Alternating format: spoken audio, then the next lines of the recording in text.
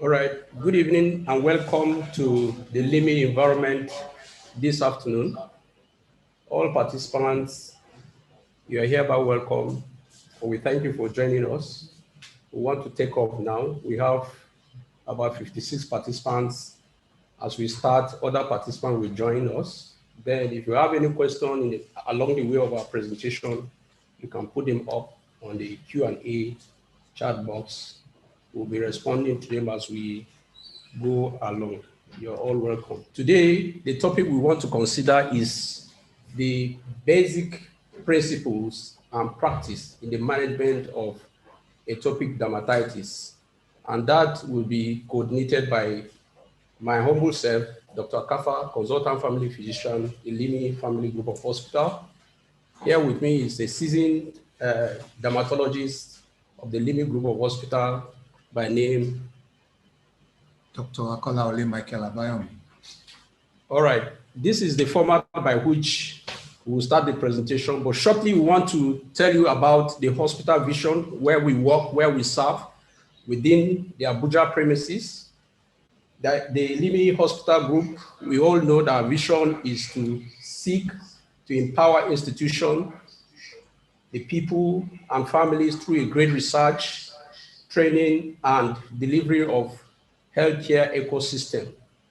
And majorly, our model is that of healthcare system. And our most desirable healthcare company is to work with people like you and I that are in this environment this afternoon and the community where we served, and want to deliver a world-class healthcare that is comparable to any internationally available model, pragmatic application locally or internationally. And we want to give great experience to our guests wherever they are, even in their homes or within the hospital environment at a very cost-effective rate. Yeah, and our branches are located within the Central Benin District and Amak, though there's plan to actually get into other areas. And the first one we have in cardio care that is located in Garki area is envisioned as a quaternary care facility to reverse medical tourism by offering the journey to advanced and specialized care, internal and cardiovascular medicine. So it's located there in Garki. We also have other branches. One is also in the Central Business District, the children sections, is envisioned as a tertiary and pediatrics multi-specialist hospital, providing one-stop care for the region. All right, we shall be taking our discussion on these principles under this outline, but I want to tell us that it's an interactive section. We might not go through everything that is on the slide because we'll be expecting to interact with our environment. Okay, so thank you very much. We're talking about atopic dermatitis basic principle. Why are we making it basic principle? The issue is that we don't expect you to know advanced management of atopic. They should be referred to tertiary institution and co, because most of the cases in atopic, people just use steroids and suppress the etiology agents. There are a lot of things that are causing triggers. So before now, they need to know how to diagnose atopic dermatitis, the extent and severity. So this will help us to know, when to refer and the extent to which you can go, your limitation. And the second thing is to know the basic thing you can do to make sure that you don't suppress or you don't suppress the patient outcome. Most people continue to sit on patients, and when they should refer this case, a lot of them have secondary infection and other things. So there's always a need to know that the basic principle for you to diagnose the patients using basic international criteria, the extent, and also the severity, and then you can intervene and know that, no, this you need to refer. And it's not about managing patients. So that's why the basic principle is important. Thank you. So we are also going to work on what is peculiar to the African. What do we do directly? And why is it different? What's different between what we see in textbooks and what we see in Africans? As our weather has a way of changing the diagnosis criteria, this we'll see in the time to come. So we're going to introduce the topic, and along the line, we also talk about case reports so that you can have a view of what it looks like. All right. Generally, in the limit group of hospitals, I've experienced that most of our doctors find a lot of challenges identifying skin diseases generally. And I want to put it to our seasoned dermatologists to tell us about this topic. What is it all about? So that our fellow colleague will be able to identify and at what stage will they be able to refer at their own level. Thank you very much. It's very important because most of the time people think atopic is something that drug reaction. They will tell you, I react to this, I react to this atopic. Atopic is a different thing. Reactions mean you just have that reaction to that drug, to that trigger. Atopic, there's a problem on that part of the skin, or possibly all over the skin. So that area, there are things that are wrong and make that place vulnerable. Unlike other one that your skin is normal, you just react to that drug, to that thing, to that pollen. But in atopic, there's a barrier. The skin does actually have a problem, in genetic barrier, genetic problems that's working on the epidermal barrier, affecting the epidermis, and then causing what they call immunological dysfunction. So there's an epidermal dysfunction. So the layer of skin have a problem, then the immune system attached to give signal also have a problem. And that causes chronic inflammation. So because there's a problem, that means this one is highly sensitized, can easily just trip off. While the other ones, me and you, other people, they are very calm. So any little thing doesn't throw them off. So this is what we actually want atopic. So atopic is a chronic inflammatory starting from childhood, okay? And it is actually chronic inflammation. So those areas that are genetically, immunologically dysfunction are prone to inflammation chronically. And that is what so now, oftentimes people get confused, and when they want to be able to do diagnosis, they write terms like dermatosis, dermatitis, eczema. Even in the street and in the market, you hear people, whenever they see any skin changes, you just call it by the name eczema. What's the difference between dermatosis, dermatitis, eczema, and all of that? Well, when you talk about eczema on the streets, you talk about pityriasis versicolum, what people call Ela in Yoruba, and some other things, where you have pityriasis versicolum, which is actually a normal commensal that get out of hand in hot and humid weather. And the most people cannot treat it on time. So that's what Yoruba on the streets, people call eczema. And they feel it's because you are dirty. That's not. It's because you have a congenital problems to take care of those candida. And so anytime the weather is okay, out of hand, hot and humid, you get out of hand. During cold season, you don't have. Then you have the group of eczema. That's the broad group, anything that is causing inflammation of the skin, in which atopic is one of them. Okay, yes. So atopic is a subset of eczema. Yes. All right. And eczema can be replaced with dermatitis, which means inflammation of the skin. So it can be called atopic eczema. Yes. In another form. Yes. All so right. dermatitis and eczema are almost the same because it means chronic inflammation of the skin. Okay. Whether it's chronic, acute is one. Whether it's the cause that will determine. So if it's caused by atopic, it's atopic dermatitis. Okay. If it's caused by allergy, it's called allergic dermatitis. If it's caused by contact dermatitis. Okay. Dermatitis and eczema are very close and they are broad. Okay. If it's caused by chemical irritants, exactly. It's called by that name. Yes. So it depends on, it could be based on name or based on other things. Okay. So this is what you know about contact. So we say contact dermatitis. So eczema and dermatitis are close. They are broad. But most people think atopic eczema, the normal one we talk, is really eczema. That's for people that are learners. They are having eczema. But the eczema on the street is pityriasis versicolum. So there's a need to know about it. So this one is atopic dermatitis. But I told you, you are not reacting. Okay. You have a tendency. So that means the area of your body, genetic. There's genetic tendency, there's environmental. Okay. Because the genes load the gun. The environment pull the trigger. Okay, so if the gun is not loaded, you cannot be fired. So most people have genetic variability. Yes. And then you now have, in that place, you have inflammation. Okay. That's a pot of inflammation. What are the things in that pot? One, the genetic problems. Two, the environmental trigger, which come from pollens, allergens. So that is to say the skin interacts with two environments. Yes. The external environment and the internal environment. Okay. Yes. And in your slides, you have mentioned to us that Black children are 6 times at greater risk. Yeah. Why are they at greater risk than the whites? Yes, this is even among Blacks in US with this extract form. In Nigeria, it's even worse. Oh, in because of Nigeria, our the value is even higher. Yes, but you know, And the these risk have is not been higher. yes, we are not have seen 6 times. But what we have seen from the epidemiology, which we show that normally what we have they say 5 to 10% or 12. But here, let's have the epidemiology what the epidemiology of that. Okay. Okay, you can see the area, yes, the area where there are 15, 30%, but you can see the whole thing is all over, which is telling you that all over the world is a very common thing. And in Africa, you can even have up to 30%, 15 to 30%. Okay, but in studies done by my elders in Oguniyi, Professor Lumide, come to various parts, in Lagos. Okay. And then you have Ogumbi in Ibadan. They have documented, and Calabar, my fellow dermatologist, only between 5 to 15%. But we have had in hot to mid section in Abuja from our preliminary studies here. Within the limit group? Yes, within the group, we are getting 20% upward. Okay. And that cannot be rolled out because of the hot and humid, which is a very good criteria that is really going to come up. That's even more prominent than the other major criteria. Okay.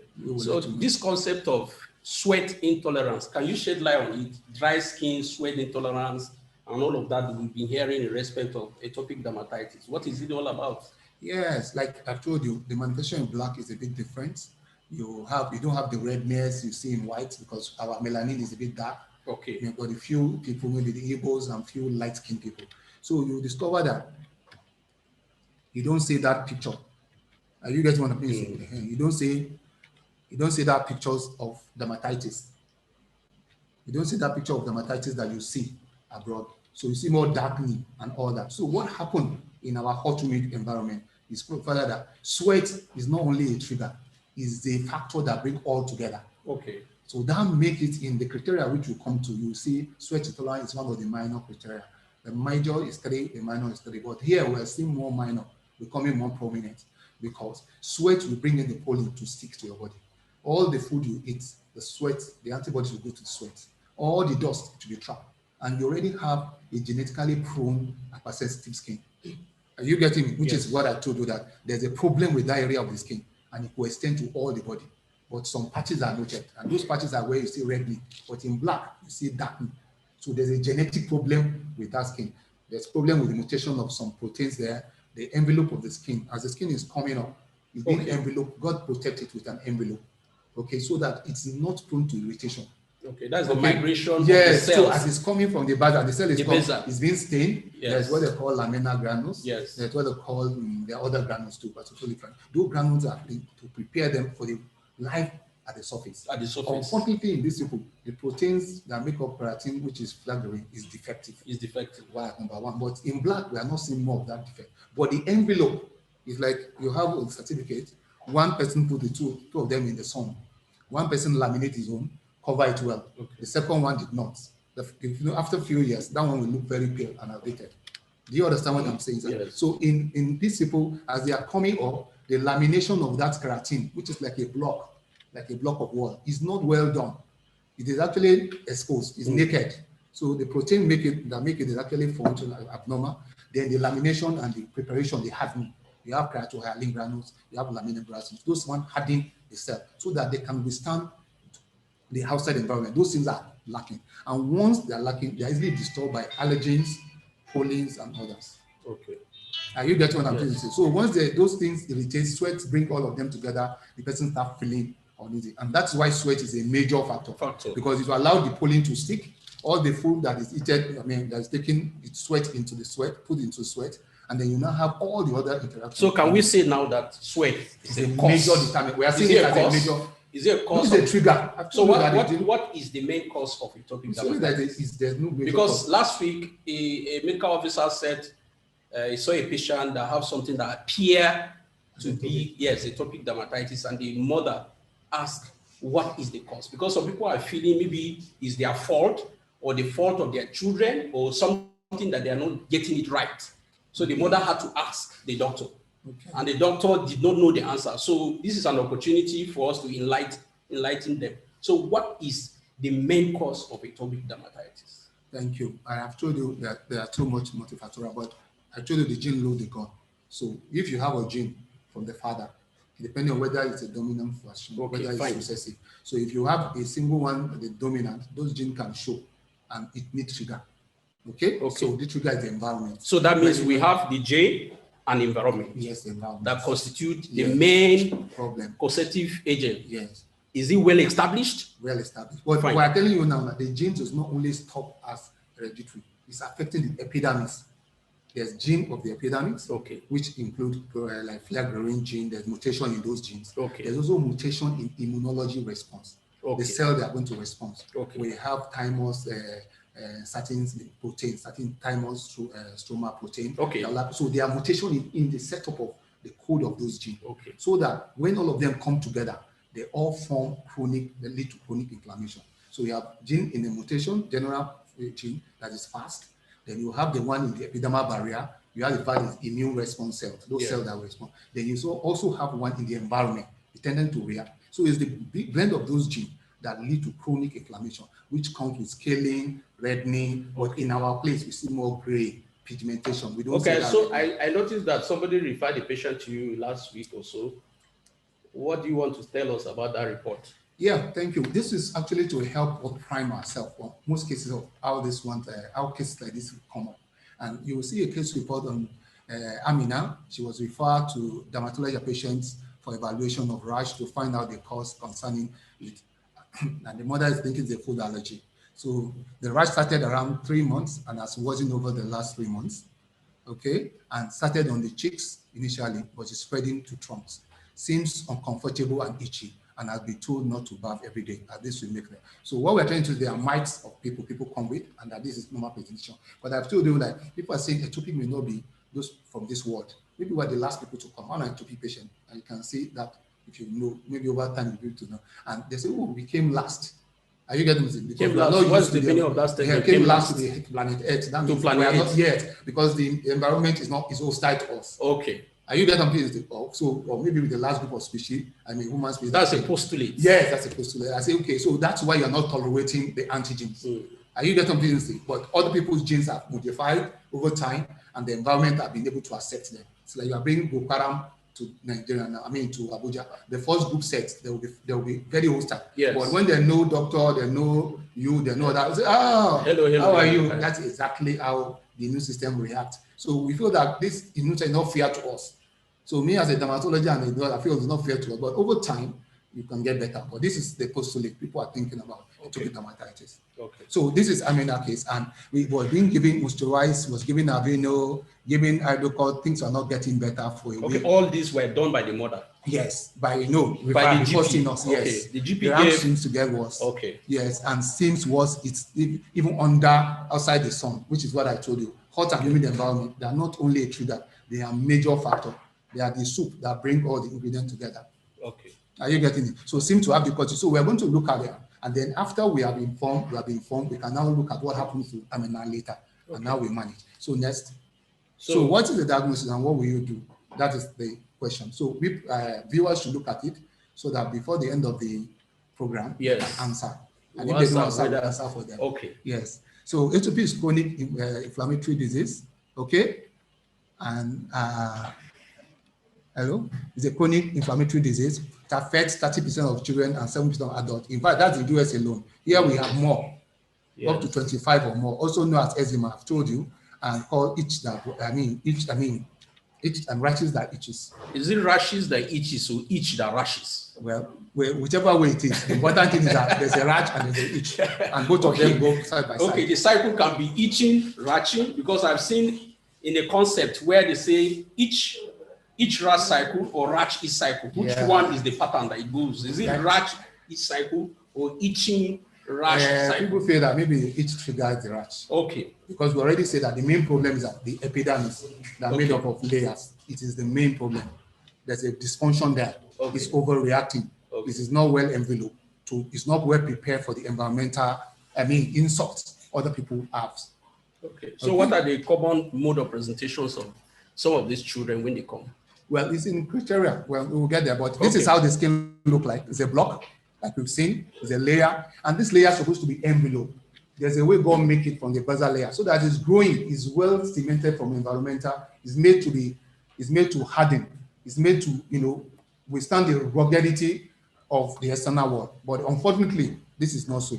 And that's why I say it is really permeable, so that when sweat go around it, it can make you uncomfortable because it is not well laminated. But a well laminated one that has enough laminin lipids to cover in between. So this layer is like a block, and then in between you have those cementing materials. Those cementing are lipids. There are some hardening materials to make this so as they go up, they are almost dead. They are maybe mechanically dead or structurally dead, but they are active immunologically.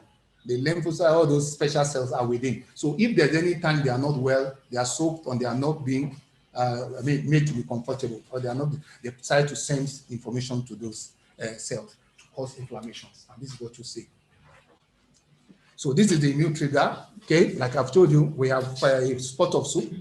Okay, and we have about the genes here. We have the environment. We have the trigger like pollens. We have some biotics. Yes, even some antibiotics, some organisms like Staph aureus, fats. Viruses. All of them coming.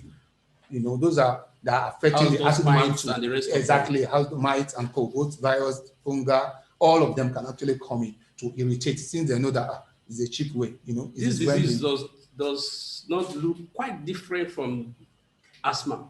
Yes, that made me to the concept of atopic match. Okay. Where you will look for those 3 or 4 quartets. There are 3 or 4 quartets, and what did they do? Once you see one, you look for the other. That include the food allergy, followed by the eczema. You mentioned the concept. Yes, atopic match. Yes, atopic match. What is atopic match? That's what I'm saying now. There's a quartet. It used to be 3, but it's a quartet. Even in this hospital, we're adding the 5th. In fact, I'm trying to convince the National Institute of Dermatology to look, because we are seeing a trend. So if you add the 5th component now, what will it be called? Well, it's a pentagon or something. All right. But what we see the first one, food allergy. Within 3 weeks or less than 5, they start having allergy to various food, which show they are hostile. I've told you I'm a pretty person. The environment is not friendly to you. So it's not that it's touching something to react. The reaction is coming to look for him. Okay. So that's one. Number 2 is what they call the atopic dermatitis, which is reddening on those sensitive areas. Almost all the places are sensitive. Some actually can be sensitive at this time. That's why the severity increases. Okay. The area can increase from small to wide area, depending on how much those barriers are giving into those inflammation and those organisms. So that's second. Then 3, you have allergic rhinitis. Rhinitis. Yes, which is also, the mucus are invagination of the skin. Remember they told them. Yes. So the invagination also is just, we still own the inside. Yes. The last time is a mucopotential. Skin is a mucopotential. In fact, the air, the skin, so skin is a wide stuff. Even the part of the neural system, nervous system is part of the ectodermal derivatives. So this is what we have. So we have those 4, and the 4th one is asthma, which can come from 2 years. Okay. And that's why people don't make diagnosis of asthma until 2 years and above. Yes, above, because they want to see whether the atopic match will not lead to that. Okay. And a very important atopic match is managed very well. This is the Austin. We are talking about basic principle, knowing the diagnosis, knowing the extent, which is those area and the intensity. Then we're talking about knowing the basic severity and intervention, so that people can know at this stage. Because if you don't manage the atopic match well, the complication that lead to life, yes, because most people, if they're exposed, or by a lot of people will eventually get over the atopic, because the environment soldiers now will be used to them. Okay. I also saw along the way that there's this concept also called atopic diastasis. Yeah. And you have mentioned atopic match. What's the difference between atopic match, atopic diastasis, and stuff like that? Well, atopic match, it's what I've told you, that quartet, and we're trying to put papilla urticaria, which is another form, but into it, to convince the community that, look, we have something we're seeing. But atopic diastasis are features you see, that when there are syndromic features you see. That, red eyes, which is all in the criteria diagnosis. So you can have history of it, can also be clinical. But most of the time, when you see history of family history, which we talk about diagnosis when we come there, family history, the recurrent flagellar dermatitis, and then you talk about recurrent dermatitis of any part of the body, just going redness. But flagellar, but we don't see more flagellar because we are aerated, we use short sleeve, and the place is always aerated. So if you are looking for flagellar, you will not see it. But recurrent, and our own dermatitis is not red. You will see dark gray. You will see thickening, excoriation. You will not see red. Are you getting them? Because that erythema, you will not see those ones there. These are what we say. And then we talk about family history, of course. You have to ask. Okay. The chance of family history in father, in fact, when both of them, the chance is very high, more than 50%, maybe 25% in one family, depending on the expression of the gene, Okay. specificity of the gene, okay, and penetrance of the gene, okay, because some people may have 100% penetrance, or zero penetrance. This is what we see. So this is what we see about atopic dermatitis. So this is a clinical presentation. We talk about, which I've told you before, which is better in the criteria.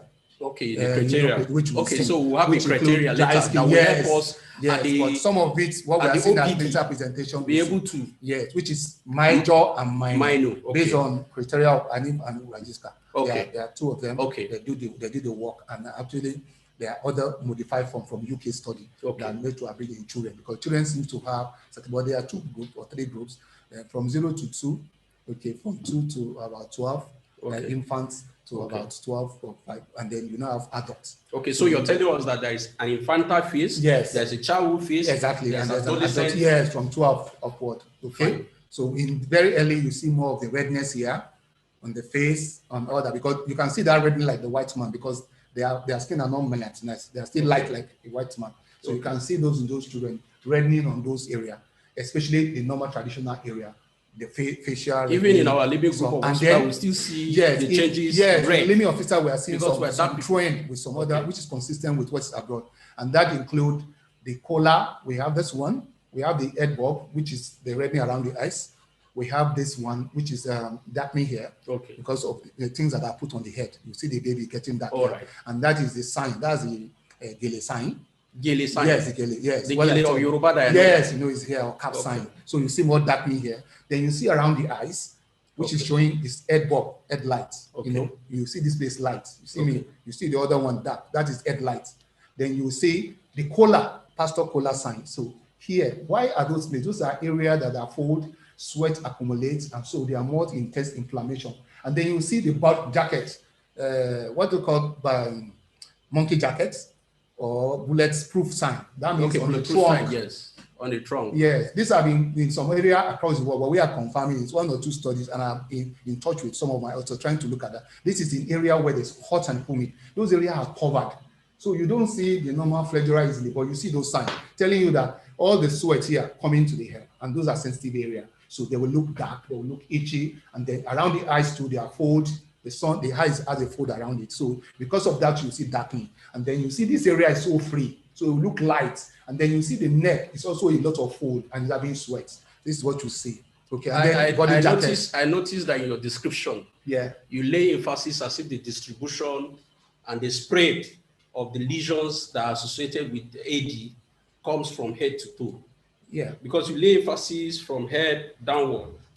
Yes, am I right? Yes, but it depends on the face, pattern? Whether you are infantile face, on yes. The face. Those ones face, extensor, face, extensor, fine. And those give us those things because the mother always want to keep them warm. So in the process, they mean the sweat coming, and the sweat allow those inflammation to go in more. So they get darkened here, get darkened, and then they put cream. They want the child to look so sweet, and then those allergies start coming, and they trace to the sensitive area. So the sensitive area of the face pick them, then the eye, and then you see the neck, and then you see the trunk. So when I see those pictures, classical. Okay. Because it's showing that sweat is actually causing a lot of. So, but if it's as the group, you want to play around, so you may not see those ones. So you see more flagella from adolescent. From the childhood stage, you see flagella dermatitis. They hear those food because every other place you are very active. You don't want mommy to put anything to you. So you're seeing more flagella dermatitis and all. But there's still all the sensitive area, potential area where there's a dysfunction are going to show recurrent and relapsing dermatitis because those areas are genetically and immunologically deficient. They are dysfunction. So any little pollens, any little sweat, any little anything will lead to inflammation, which will show as darkening those areas. Okay. You promised us earlier because for GPs and the family physicians and those working at rural areas, they will be interested to know about these minor and major criteria to help them to identify and categorize. Please, can we just check the criteria? No, before that. I think before then.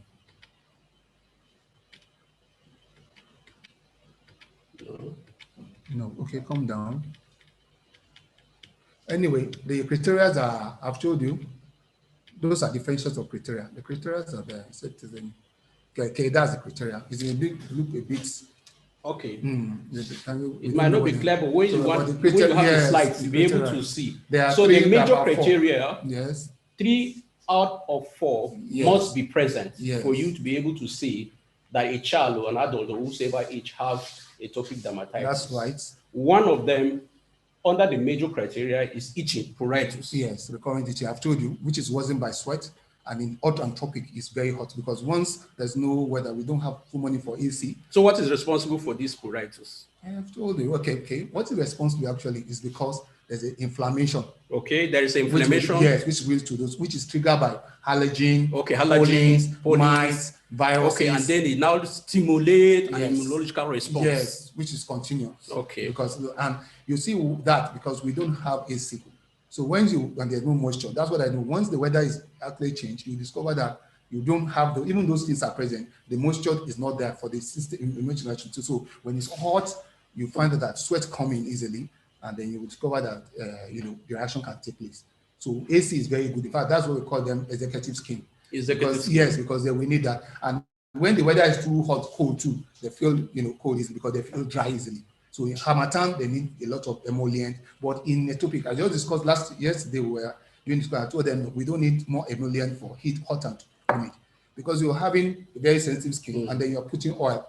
But during dry season, you need, during Harmattan, you need a lot of. So that is to say, the criteria are characterized by itching. Yes, itching. Right. Yes. They produce what we call cytokines. Yes, cytokines.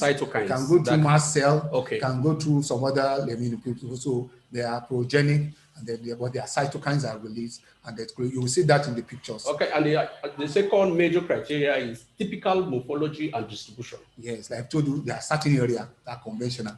Okay. Those areas, around the eyes. Exactly, to give you like you described before. Exactly, around the eyes, the neck, periocular pigmentation, and swell, and cold. But you have feature both acute and chronic eczema. So that means the lesions affect any part of the body, or are there places that is typical. They are typical features. Okay. But when there's exacerbation, it will go anywhere. In fact, it will come with sweat rash. Okay. What they call heat rash and all that. In that case, you will not be able to pin it down to the starting area. But when it's evolving, it is those areas, which are those areas, trunk, those parts. But in children, they're more on extensor area. As you go to the infant, in childhood stage, it's more of pleasure.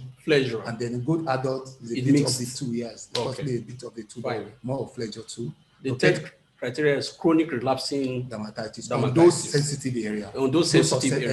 And it's also where we have epidermal barrier and immunological barrier. There are mutations in the inflammatory response, those proteins that are causing inflammation. And the epidermis too is defective. From flagellin to stroma lymphoprotein, your thymus stroma protein to some other envelope that helps the skin to keep away from environmental insults. Okay. I noticed you have mentioned this protein several times. Flagellin. Yes. So is the main. Yeah. If there are no mutation there, yes. Okay. But in the main Africans, we don't mutation occur in that protein. Yes. Okay. That protein is not present in Africa. No, it is not as much. Okay, fine. Not that it's not in whites and all that. We see more of that flagellin mutation. That means maybe we have other mutation in our immunity. Because there's immune dysfunction, so that this place, even little trigger, we invite the white cell to come and help. Okay. Because they are there, and when they have any problem, those cells, they call the immune system. So if they are not well, any little thing will irritate them because they are not wet envelope.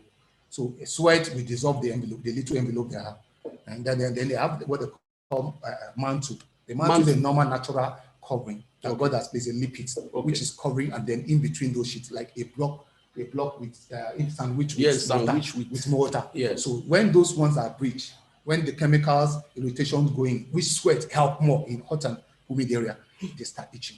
Okay. Yeah. So the fourth major criteria is personal or family history of AD. Yes, which I told you. Okay, so these are the four criteria. If your father and mother, the chances is higher when your father, both parents are having it. Okay. Yeah. So if we have these four criteria, three out of these four, yes, we are free to say this child have AD. And then in the minor criteria, we need 3. We need 3. Okay. Yeah, exactly. So we have things like, yes, drying of the skin. Remember, Yes. it's a dysfunction. So Yes. oil is effective. So the whole skin may look dry Okay. because the acid mantle is not well enveloped. It's not well. Then we talk about periocular pigmentation, a lot of creases. You see my hands, a lot of creases, mama creases. You talk about keratoconus. There are lots of them. We can't go through, but they can have time. It's early online. age of onset. Yes, early age raised of onset. IG. Yes, IgA. Even some here we are working where IG is not possible. It's eosinophilic, but we do a lot of IG here. Okay. Yes. In one of the minor criteria, say recurring conjunctivitis. Of course, because conjunctivitis is a part of the invaginated skin. Okay. We borrow this. We borrow the ophthalmology that I the cover.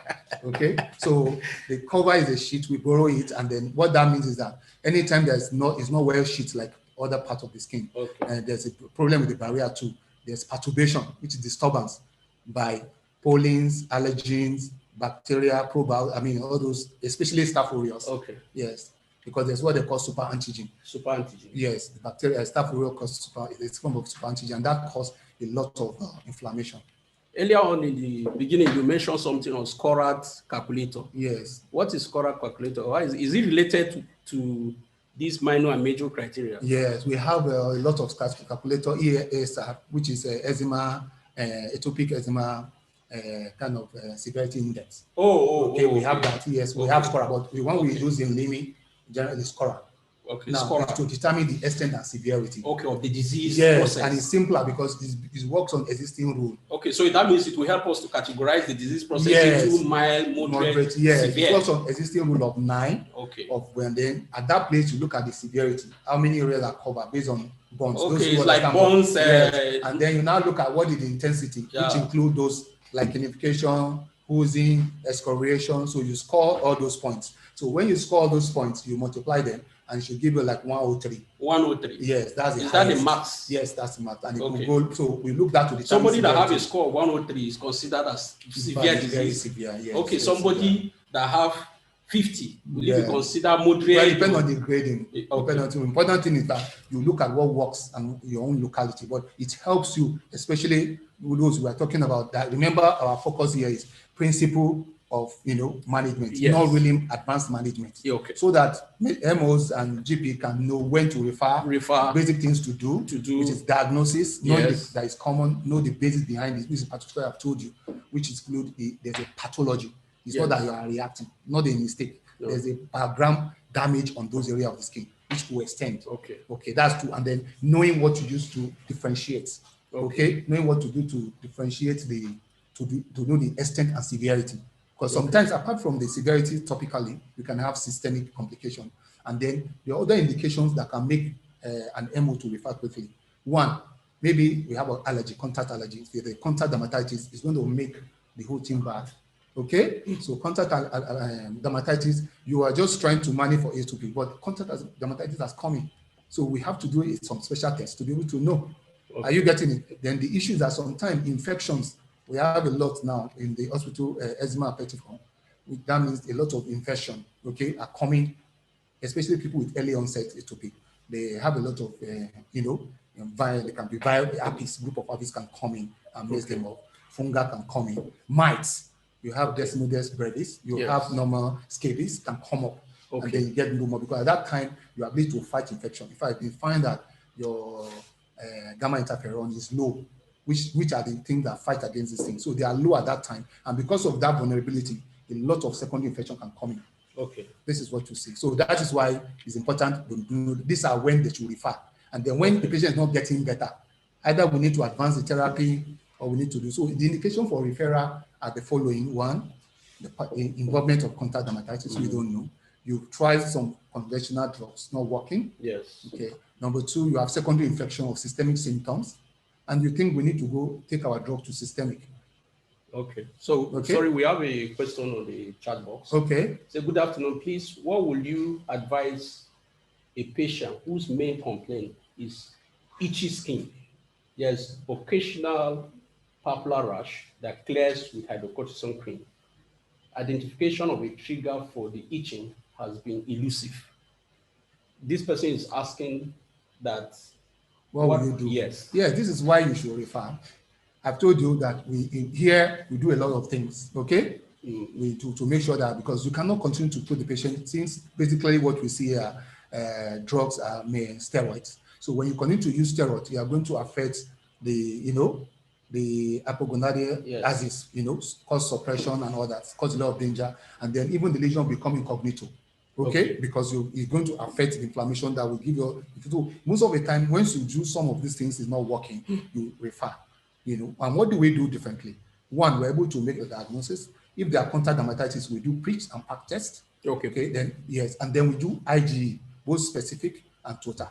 In fact, we collaborate with international companies to make sure we are the only few centers that do no more than 2 or 3 that do specific IgE. In the region group of hospitals? Yes. No, even the whole country. Okay. Very few can afford it because we have fully. Do we do that test here? No, we collaborate. It's not the infrastructure is very expensive. But the important thing is to do it. But we take sample here. Yes, and our patients comply, and we see good results.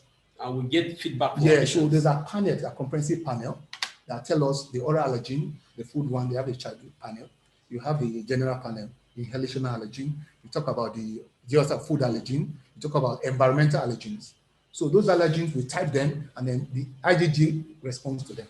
However, we try to make it 2 years so the patient will not do it twice, because if you come very early, you may be exposed and you may not have mounted enough IgE, so that you have to repeat again by year 2 years. So we want you to get exposed to those allergen first before we do it. Okay. Another question is, please, does atopic dermatitis affect the nails? Well, it should. Shiny nails, but it's not a prominent thing. Because we are itching, the nail will be shiny. And then remember too that nail is a part of atopic, it's part of ectoderm. The ectoderm. Yes. So it's also a modified form. It's just like highly keratinized. We still borrow every part of the skin. Okay, borrow every part of the skin. The skin borrow every part. Other parts of the skin, they are valued. So when you want to make the skin, God just say, okay, take the skin and add more keratin. Okay. So hyperkeratinized, that's what forms the nail. So nail is there, but we see shiny nails because of history of recurrent itching. We've been itching for a long time. So we see shiny nails and maybe some dystrophic nail, but most of the time our focus is on the skin and the mucosa surfaces. All right. Are there things that you will tell people at the GP level that will help them differentiate between mimickers of AD, things that may make atopic dermatitis? Yes, that's that why we'll be able to differentiate it, like scabies, psoriasis, seborrheic dermatitis, and many others. Yes, like we said, there's a table like that. I don't know whether you can get back. Is it backward? That's the topic match. Yes, that's the table. So, but the common one we see are scabies. Scabies. Okay, heat rash, which also could come with it. You can have atopy and have it rash because you cannot tolerate it. And then it comes so much that it blocks the sweat ducts. And so you see miliaria, crystalluria, depending profunda, depending on the depth. So you can have that. So people see it rash. Oh, you can have, because of heat intolerance, sweat intolerance. Rush. Yes, with that. You can, so people can come and call Mizura. Then you can have Vera exanthem also showing that. Vera exanthem. Exactly. So this one may not give you fever. Then you have scabies. Then you have psoriasis that is a childhood disease. Of course, those areas to be dry, scaly, like with soft dryness, xerosis, those areas. But it's a bit different. And they may do tolerate sweat. There are other, but all the differences are here. We can't go through all the differentials. But the common one is scabies, which show the typical pattern in children, interdigital, all those purples and burrows. Track signs showing that the scabies mite is actually moving from one place to the other. And then you find them, we may not see conventionally, if the person is actively using the hand. You will not have the interdigital, but then you have more of nocturnal itching, and then you see it in a place where clothes are being covered, genital area, or on your children, more interdigital. Okay, so we have this, but itching is more, and then there are history of contact in the family. And by the time we use all this but more importantly, you can have a secondary infection. So the fact that you have those differentials does not mean they cannot coexist. So there's no point that, this is classical scabies. If a patient who have problem with the immune system is having overwhelming atopic acute flaring, you can have a secondary mite, desmocosis, which is followed by mites. The mites will just get out of hand, desmocosis, and then you now have even scabies coming out. Then you have herpes, which is herpes herpeticum. So we have a lot of them. So we don't treat it. They come with secondary complications, and the herpeticum is very important because it could be systemic. and it could come into encephalitis. Are there tests that we need to do to be able to diagnose atopic dermatitis? So there's no provision from the criteria, the test is clinical. Okay, but so you can do some things to know severity, like specific IgE, full blood count, maybe there's secondary infection, if there are other things, but from the criteria, there are other things to say. But most, like I told you, is a barrier problem. So you don't check the barrier on the, you don't check barrier on the in the lab. You just look for those areas that there's a dysfunction here. Let me look whether this area are flaring, they are responsive. And what makes those things come out is sweat. I told you, because sweat creates a forum for chemical reaction for those things to come. So it's not only a trigger. Because when you find that people don't react more during harmattan than dryness, you just give emollients. Then also when there's a good AC, they don't get irritated. But when sweat coming, is a confounder of our problem. It's a compounding problem. So this is what I see. Okay. Another participant is asking us, good afternoon, thanks for your presentation. I just wonder the role of reducing contact with frequent baths. I am a family physician from Sweden, and I see a clear improvement when patients reduce their baths. Water causes a cycle of initial symptom reduction, and the itching is come up again. Okay, I think thank you very much. It's not about the baths, it's about what you use to take your bath. Okay, so if you're irritating, if you're using soap all the time, of course, you are wearing the limited envelope. You know, I told you the envelope is a bit limited. It's not well cemented like other people. So any little irritations will cause. But in this case, the element is related, and they're using antiseptics, and you're using medicated soap. So you are the barrier, you are depleting it before. So it becomes irritating. And that's why we are against soap. Other thing, because you are irritating, it's an angry lion, and you are making it angry again. Removing all the limited layer. You understand that? So because of that, you use chemical, you use a lot of things. So you are depleting those layers. So frequent bath. However, if you bath without soap, if you bath with something that is oily, maybe you put oil there. If you bath with other, you are trying to help the system. And there is something mild that does not have fragrance, like some other basic things. Yes. And no, because let me take for example, if you eat in hot, humid area, bathing will remove all those allergens.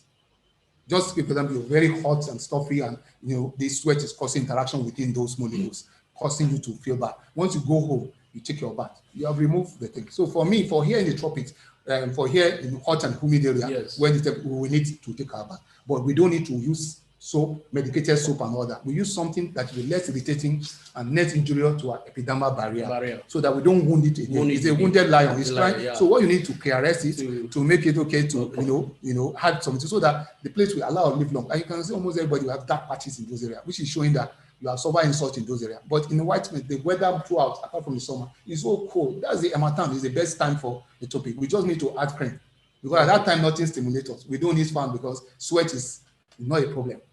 Do you understand? So this is why it's taken back. But for people, we think that is not a problem here. But for them, there, you keep washing. When you wash, because you don't need any sweat to irritate. And without those sweat, allergen cannot do anything, because they need a medium. Okay. Another participant is asking the use of glycerol or carbamides frequently per day helps. Does it help? Glycerol? The role of glycerol. Of course. That helps. There are some emollients, some occlusive, we'll talk about that, which are some of, they reduce the frequency of use of steroids.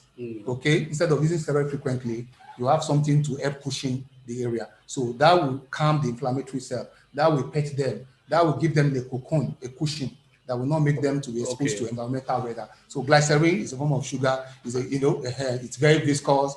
It has some good property, hygroscopic property, some emollient property. It's greasy, so it's help. Okay? All right. So it also have hygroscopic. It's actually bringing water. Okay. And help to kind of help. So this is why glycerin is important. Another participant is asking, please, is there an easy to read dermatology textbook for Nigerian setting, well illustrated with picture from Nigeria you can recommend? Yes, I don't know. I don't want to be biased because I'm trained with a professor emeritus trained me, Professor Olumide. So she has a very good one where there's a very good book. I'm sure she keeps editing them. She's still active with St. Nicholas and she's still writing more. You have Professor Onunu, also written books. Professor Kubeije in Benin, which I also trained of late now, but I'm sure someone is going to edit it.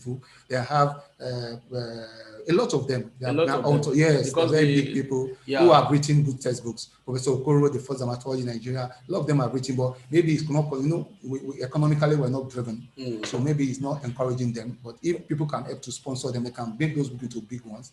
But I think a lot of them also contributed to books like Falashe, you see dermatology, then you also see this Nigerian dermatology series, Nigerian series of disease, treatment of common disease written guidelines. So there's a book even called Common Skin Disorders in Africa. Yes. You can just go a lot of them. Just go online. You get a lot of them. Yes. And so but the important thing is experience. You have to be on the ground. You have to be on the field to pick it at the right time. Yes. Because you can't read them. It's a visual specialty. You can't read it by textbook. If you don't see it, you don't know it. What I've not, even if you're a professor or what you have not seen, you can't appreciate. Yes. Another participant is making a comment like this. For a mother whose children have a history of AD, what do you advise to be done for any additional child born to such a family as a preventive measure? Primary prevention for AD. That's where Limit Hospital come in. That's why you should know that, because we are genetically, conscious. Yes. And then there's what they call next generation sequencing. Next generation sequencing. Next generation, yes. We're trying to work on it. You can sequence your gene. Know which one is vulnerable, so that when you're going to marry, you don't marry the same person with same similar gene mutation. Yes. You can also do single nuclear polymorphism. That means we target the flagellum. So we say it's different. That one is a panel. The next sequencing is a panel. So it may not cover specifically that flagellum. Yes. Then we can now ask again that single nucleus and say, look, we are looking for flagellum 2, 4, 3, 3. Yes. So when we do it, they sequence it. Yes, because if there's a mutation there, it shows. And then we tell you that don't marry somebody with similar mutation. Do you understand what I'm saying? So that if you are going to get married, premarital. Yes, premarital. Yes. So it's not only for you, to help you. And the sequencing can tell you some other things. It's about 122 panel. So we can do that too. Yes, we can do that too. That's going to help us. Okay. Do you advise the use of a petrolatum product such as Vaseline from birth instead of baby lotions and oils? Yeah, petrolatum. They are both inert. The only thing is what you had in it. They are not injurious. Yes, but most people can want to perfume Vaseline. Okay. But that's where the problem is. You're supposed to look for like normal jelly Vaseline. Vaseline. Because an inert is occlusive. But I've told you the warning with those emollients and co. During hot weather, don't try it. Because in us, even during Harmattan, our weather fluctuates. In the morning, so much cold. By afternoon, you already wanted to take your bath because you are putting so much. So I've made this notes at the Nigerian Association of Dermatology that look, these emollients, they are expensive. It's not for all the time, and then we can customize. Okay. And then it's not only for all the season, and even within a day, it changes. So in the morning, so much cold weather, you apply, and by afternoon, if you are not having AC, you are in trouble. So it's very important to know, based on the consensus we have from our colleagues in Thailand, our colleagues in Japan and co. They are all talking about we live in a hot tropic area, especially those in tropic, and say, look, let us modify this thing. It's based on whether you have air condition or not, whether the weather is hot or not. This is not just because they say if you have emollient, just go and put it even when you are in a hot environment. Okay. You are going to put yourself in trouble. Thank you. So these are some of the... Most of our participants, they are interested, most of the questions that are tending towards how to treat it, how to treat it, how to treat it. So what do you have for us regarding that?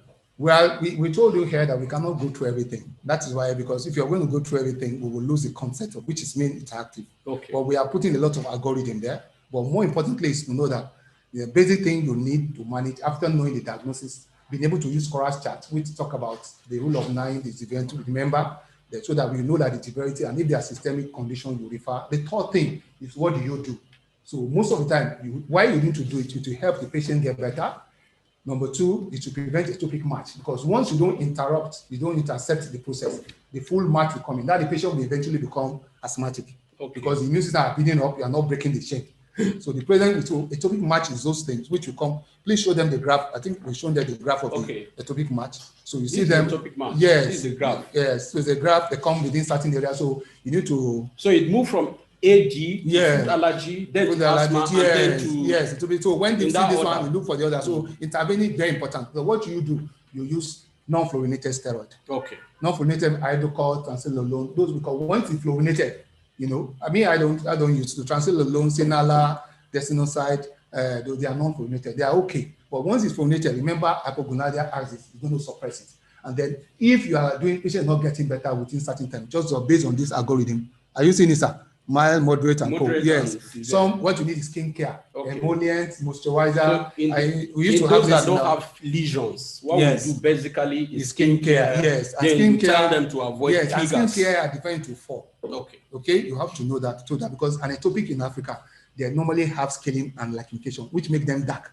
So we tell them once a month or 2 a week, try to exfoliate with alpha-hydroxylic acid. Otherwise, and most of the cream we have for emollients, Sebamed and co, they don't exfoliate. So the child say, this child, look at this already old, looking dark. So you need to do that to exfoliate those areas, even though over exfoliation is irritation. So, but what we do is that initially it's skin you clean minimally. We call it cleansing. We don't call cleaning because it's really soap. You clean with soap. It's not a surface. Skin is a moisturized area. So you cleanse. So you see something Dove, something mild. Sebamed, Dove, Albino, whichever thing you want. I don't want to talk about. You do that. Then after you do that, the next thing is to exfoliate, if it is necessary. If not, you don't. Then the next thing is you want to moisturize. Are you getting that's the second? And then when you do that, you also want to not remember skin. That inflammation is not only losing water, it's not only losing nutrient, it's losing nutrients. So it's losing. So you find that the skin, their hair look like brown. They don't look so fine. Even if you are executive, if you are the richest man and a atopic person, the skin doesn't look too well. The hair look brown, the skin looks dark. So these are some of the, so they need to exfoliate, they need to moisturize, then they need to nourish with a lot of over-the-counter drugs. For babies, you use a lot of amino acid are there, a lot of lipids, vitamins are there, like in some products, which will help you to help because skin, because of the insult of inflammation, it can't get, nutrient can't seep from down to the surface. So you have to help the skin, otherwise the skin will look very malnourished. Thank you. So these are so you nourish and then you do that. If you're a light-skinned person, you have to use SPF. Even if you are not light-skinned, because sun is also causing another damage.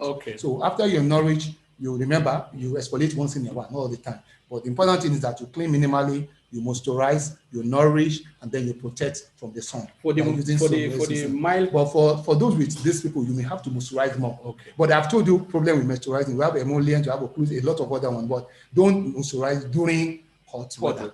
Otherwise, patient will come back and say, I can't. In fact, most of us don't cream during heat.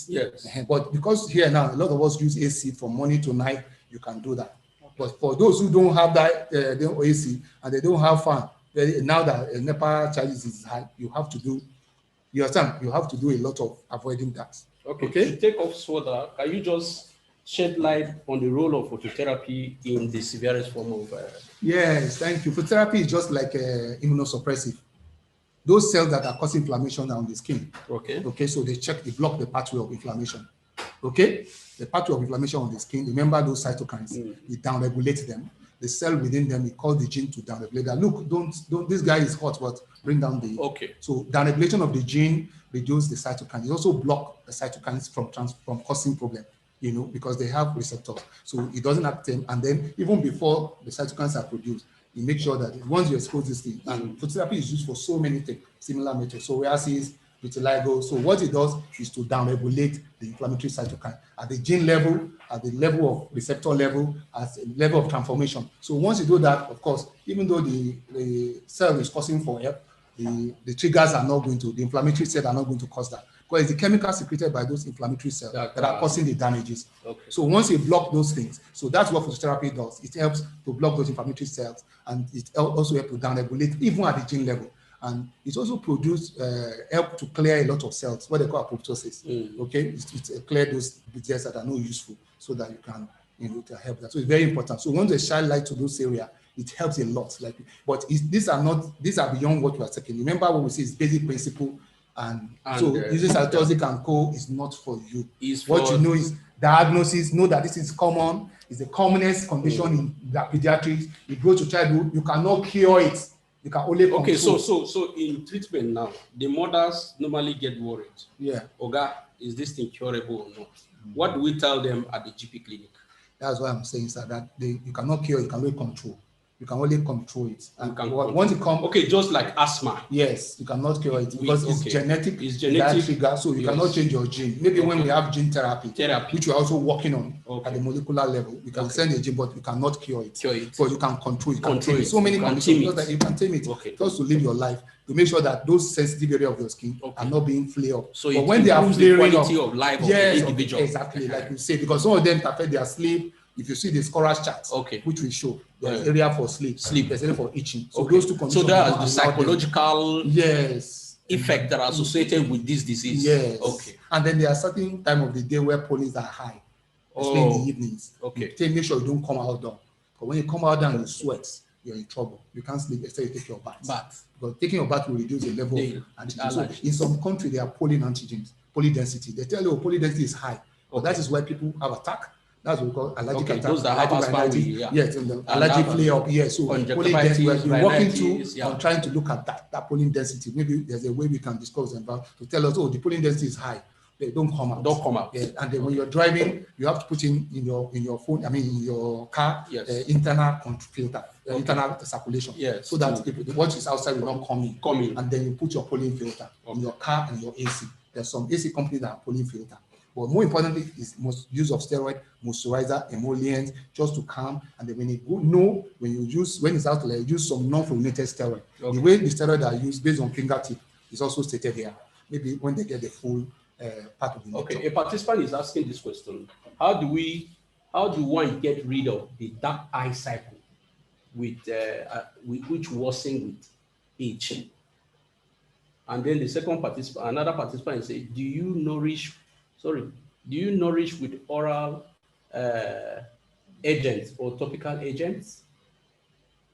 Yeah, I've showed you. The first one, dark eye cycle, anything that's causing inflammation around the skin will cause that. So even though you are not a child of 2 years, because there's inflammation, because there's a barrier dysfunction and immune dysfunction around that side. Yeah, and you already mentioned that chronic, but in adult as you age, of course, that may be the high said because it's the vulnerable aging side of aging. So what we do, there are a lot of matrix, a lot of things you can use, but you exfoliate.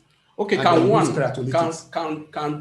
the phases we mentioned earlier, infantile up to the adult, can one phase out of the disease process? Why not? Grow out of the disease process? Because the immune system, I've told you, the immune system is not fair the environment is not fair to us. But over time, our immune system tends to respect it and say, look, doesn't want it. Let's not attack.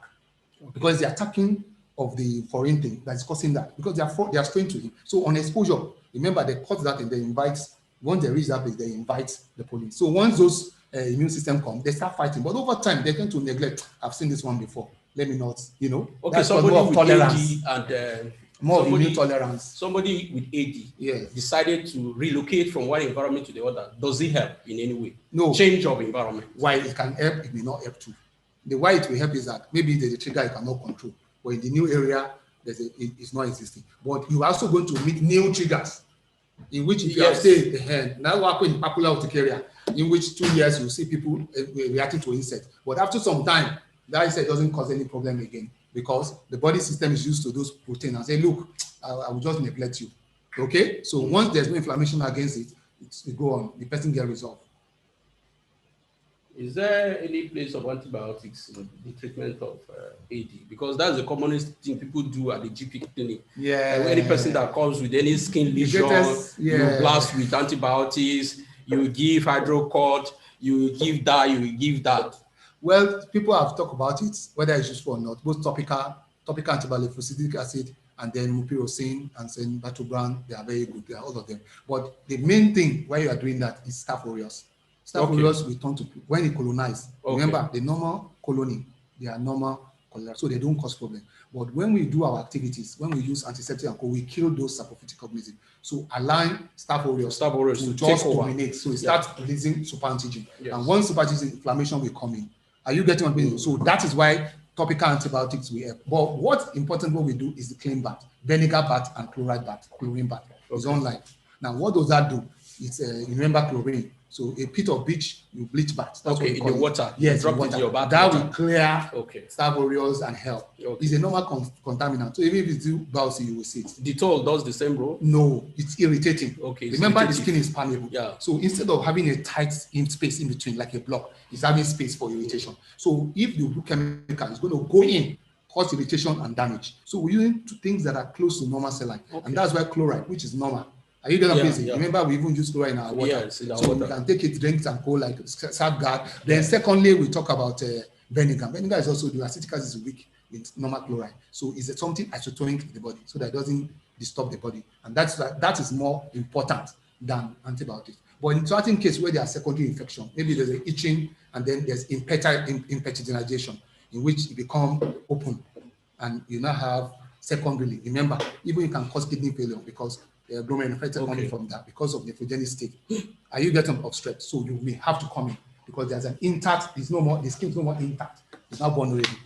Are you getting it? Or there's a secondary, because of there's secondary pneumonia or secondary infections or some rhinitis you think is more of bringing yellow pus, showing that there's an infection. You may have to use that. But otherwise, there may not be need. Okay, another participant is asking for antibiotics. Thank you for your presentation. Please, is there a particular dermatosis that presents with hyperpigmented patches, effusion, and severe itching on and off, almost cyclical in pattern in its presentation? That is there. The one is atopy. Is atopy. It's atopy. Atopic dermatitis. So that's one. That's why it's called relapsing. Relapsing because you cannot change those areas. Yes. Just like so when you change the environment, you get better. You understand? Okay. When you avoid the triggers. Exactly. Okay. So it's not curable, but it's well controlled. So it's good that one is able. The mother should those be able to identify. Those pigment areas are signs that you have suffered insult in the past. So I see acute insult, but more of excoriation, like liquefaction, all those ones. You see those ones. But more importantly, those dark patches rarely go, except to really exploit early. So once you see those dark patches on those typical morphological area, is evidence of atopic dermatitis. All right. So let's go to the other one. This is similar to this one. It's telling us when to refer. So can we see the second one well? Maybe that one look okay. Can we look at it? So you use topical. We don't use this Crisborough. We don't use that here, but that's what is done in UK. Topical calcineurin receptors, low potency steroid. These are some of the things we use. Okay, they're for moderate conditions. So in addition to steroid, we have tacrolimus, we have this PG stuff, which is Crisborough. We use that, but we don't have it here. Okay. But we use tacrolimus is available. Is to reduce the side effect of steroid. But I've told you, for me, I'm safer with non-fluorinated steroid. So once non-fluorinated, they don't cause much problem. Okay, and then they help. And instead of overusing steroids too much, so we play around with emollient, play around with steroid, and in advanced countries, that Crisborough is very good. I think it's called Eucris. Okay, it's very good. So it's used for those conditions. So in patients that respond to topical, the following should be considered differential diagnosis of lack of adrenaline. Okay, patients that fail to respond, they actually, I've told you before, this may be the case. One of them is patients not taking their drugs. Some of them believe more in spirituality that God can cure. So they will just come till then. 2, contact dermatitis, which is a different thing. That allergy must be identified. Yes, to secondary infection, bacterial, viral, in fact, mites. So most cases we use we treat for mites because sometimes mites get out of hand. We treat for fungal, we treat for viral, okay, especially in eczema and apeticum. We talk about bacteria secondary, especially staph aureus, overgrowth of staph aureus can lead to release of super antigen. So when you take your bath, a bit of this, it helps. So most of the treatment regimen we have seen so far are mostly topical. What are the indication for systemic therapy now? Yeah, the indication for systemic therapy, you're having secondary infections, things are not getting better, just like is here. Yes. Because inflammation is not topical alone. And that area you are putting cream is not the only problem. Remember, it's a genetic thing. And every gene contains everything that other parts of the body. Yes. So once you want to downregulate that gene, steroid is not only immunosuppressive, it's antiproliferative, it's also a vetting gene. Okay? It's an immunosuppressive, antiproliferative, antipruritic, block cycle and micro pathway of inflammation, those pathways. So it's not only that. So giving steroid at a short time will help. Then you talk about immunosuppressive therapy. They are not about suppression alone. They are about affecting the genes to prevent the cell from, from what they call it, from producing, expressing those genes. Because when they express, the body will follow. Once they express, they just bind to receptor. So what some of these immunosuppressive and steroids are doing to prevent that, to down-regulate the gene. Yeah. Exactly. Yeah. Apart from being suppressive, they also block the pathway. Let's say this the receptor, they can block it. Do you understand? But they also have their side effect. And then once you block immunity, side effect of secondary infection can come in. And that's why immunosuppressive and all that, you need to juggle with the two. Okay. And then we need to make sure it's an expert thing. It's not what you can do at home. The important thing is to use those steroids, emollients, wet baths, cold water baths, those ones to just calm the body. Wet bath is also good. They put some cream and cover it just to get immunity. Okay?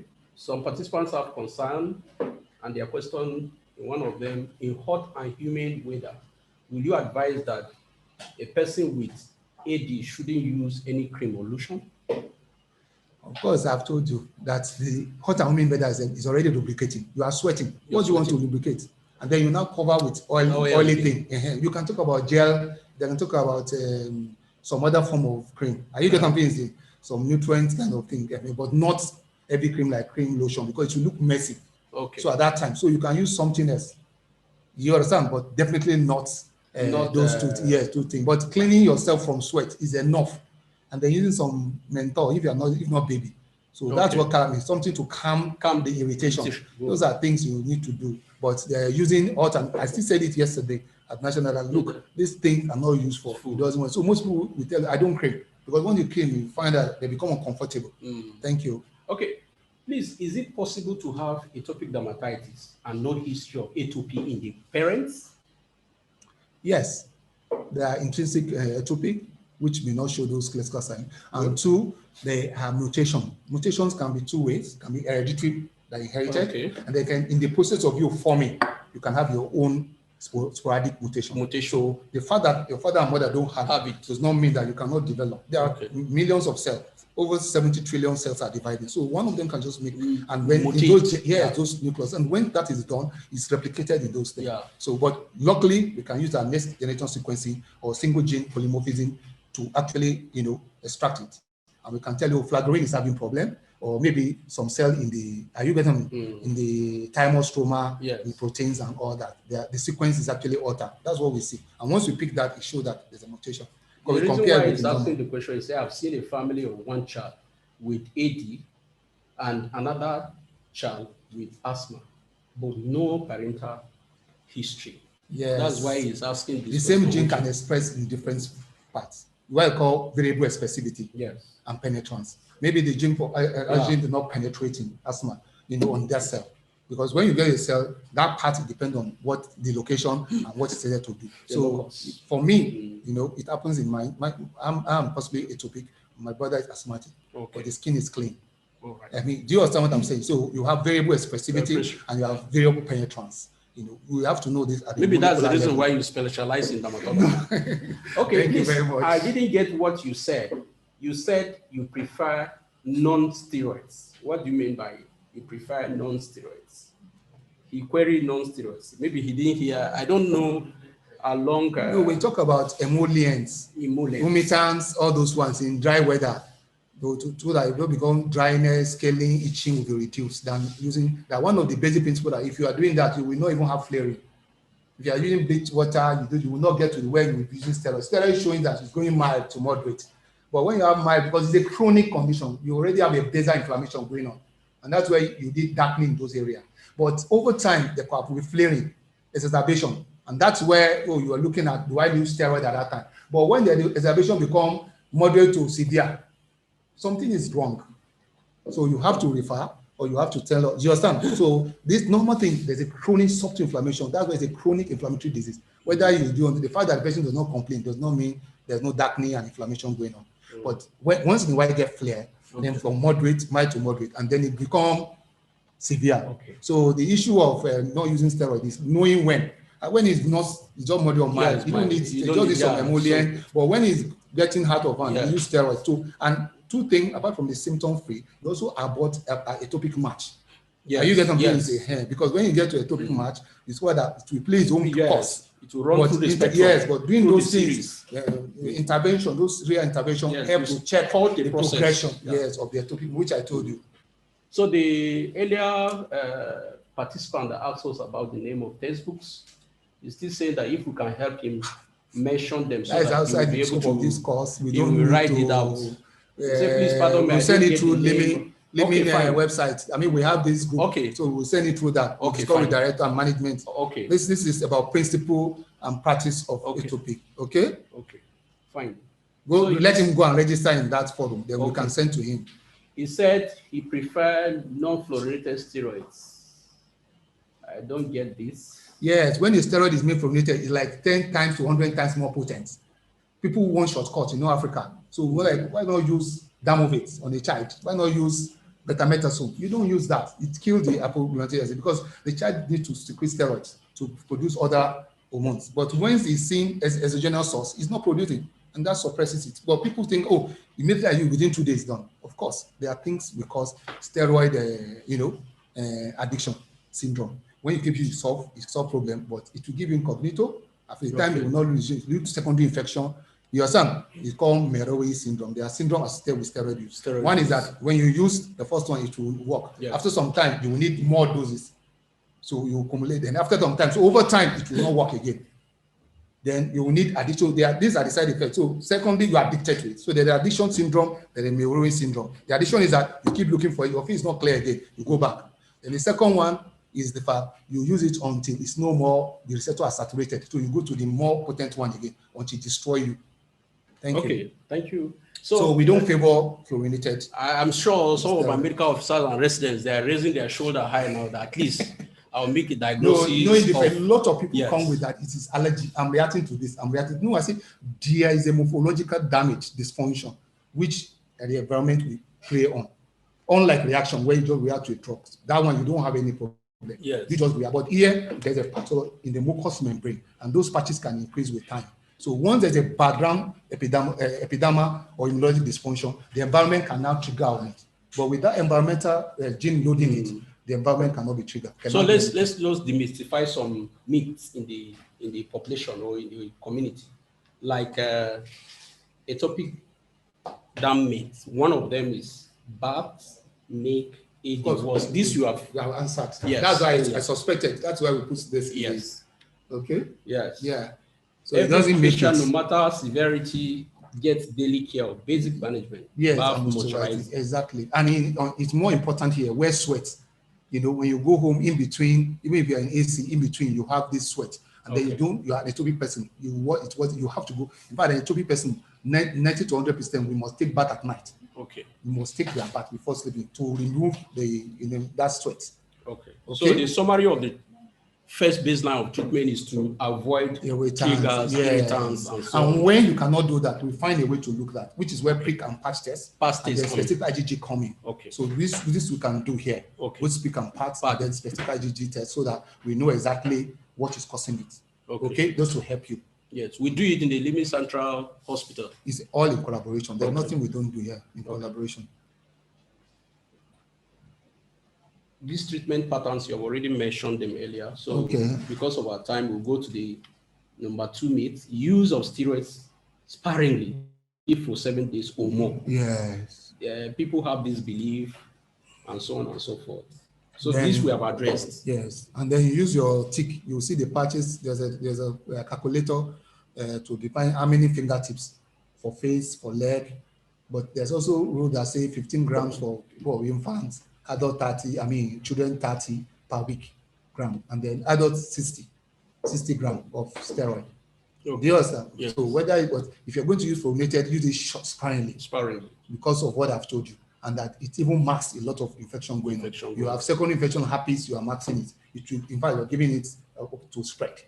Are you getting what I'm doing? Yes. Because the immunity is being suppressed. All right. Please, is there any relationship between chronic itching after bath? Some people, once they shower, they will start to itch. No. And atopic dermatitis. That's the question this participant is concerned about. An atopic person get better with sweat, with a bath. The other, this one will be urticaria. Aquagenic urticaria. So once with that, the mast cell just degranulates. Are you getting it? Just as the name is aquagenic. Yes, the mast cell is stable. Once there's a trigger, we just like another trigger, just degranulate. So that's water. Is actually what it takes to for the mast cell to degranulate. Okay. So once it does that, so it's more of urticaria, and then you can have whale, all this kind of whale reddening in that area, and sometimes it could be clear, sometimes it could be cold. So these are different things. There are other reasons too for water, but definitely most atopic get better because of the sweat. But all right. A participant is also, as an addendum to his former question, he said, "Thank you for your presentation. You only answered on premarital counseling. What advice would you give to a mother that is already having children with AD to prevent it, subsequent children?" Well, maybe prenatal genetic screening. So just like we do for other, but atopic can cope with life. A lot of genes are there that are activated throughout life. Once you know their triggers, once you know that you have them, you prevent their trigger. You can have BCSG, the gene for breast cancer and co, and you can frustrate the gene, cut the metabolism, cut the proliferation. So there are things we can do. Medicine has gone out of, and we do that in many. So we just help you stop them. Once you stop the genes, they don't come out. So people, having gene is not a problem. But when you are foiling your gene, are you getting this? You know this is going to die. You know you have a mutation, and you say come out. Yeah. And you are praying in tongue that it will not come out. I think it's not fair. Okay.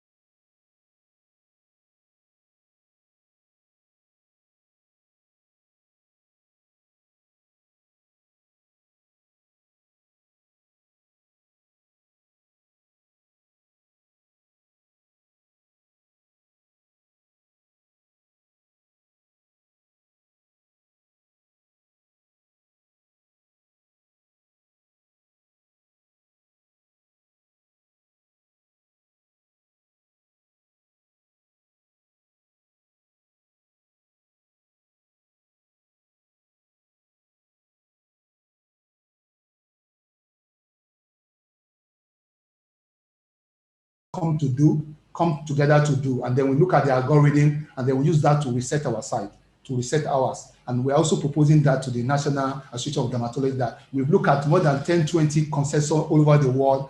We're in temperature in the tropical areas. And we look at that. We have domesticated this, and we're getting good results. We can buy into our protocols, and this is what we are doing. And this is in line with our practice to make this place the best, one of the best hospital in the world. These are some of the pictures of those pigmentation. You can see them, unlike the white. Show them that of the white is red. You don't see this. You don't see this. You look for this style, you will never get this. You are seeing pigmentation, darkening. All right. So this is what you see. So on the whole, I think these are just some of the Amina case. Okay, the Amina case. Well, started daily. What do? We started for them daily baths, frequent moisturizing with Vaseline, but not during hot or humid. Okay. And then you use topical desonite for face flare up, and this transylolone, non-fluorinated, and we give some antihistamine. Remember, the itching is both mast cell and non. So sometimes those antihistamine doesn't work. It's not all the itching is not through histamine pathway.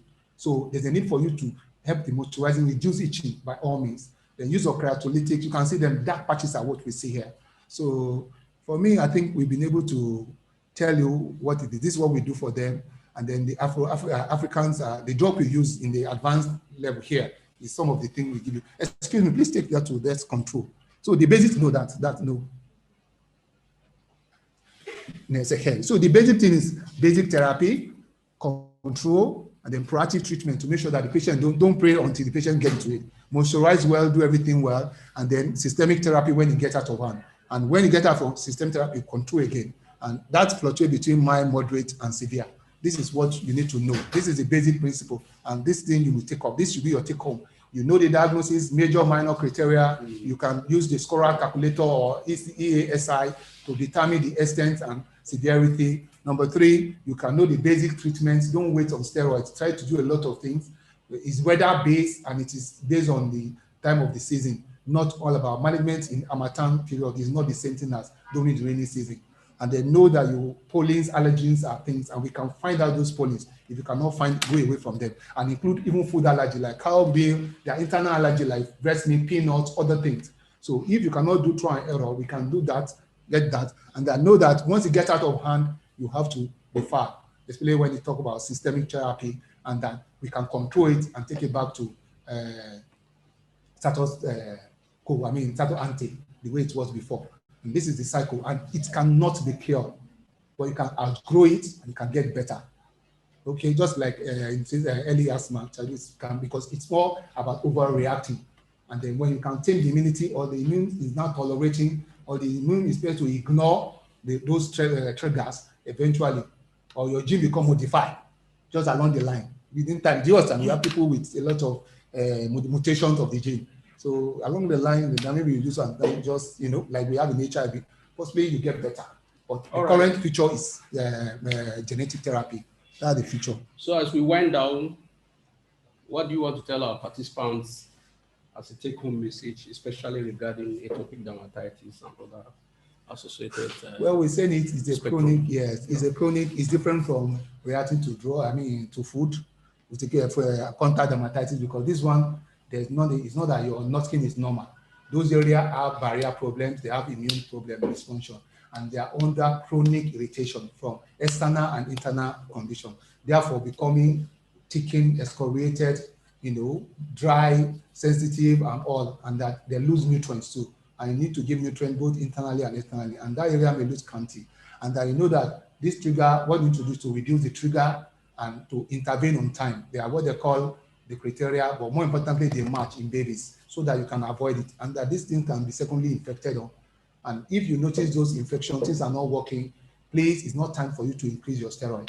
It's time to bring them here so that we'll be able to know. Okay. And then basic thing is moisturizing, some non-formulated steroid at this stage, and that prompt referral, it's very important. So for our participants, yes, if they come across any child or any person with any skin lesions that they cannot handle, the message is that the Limi Hospital Group is available for them. Yeah. They can refer, we'll handle it for them, yeah, and we'll take care of it. That's the message. We have adequate experience, over 20 years experience in this, and we're working, and we can do better. And so please let us have them, and then you return his testimony. We can tell you. We've been doing that.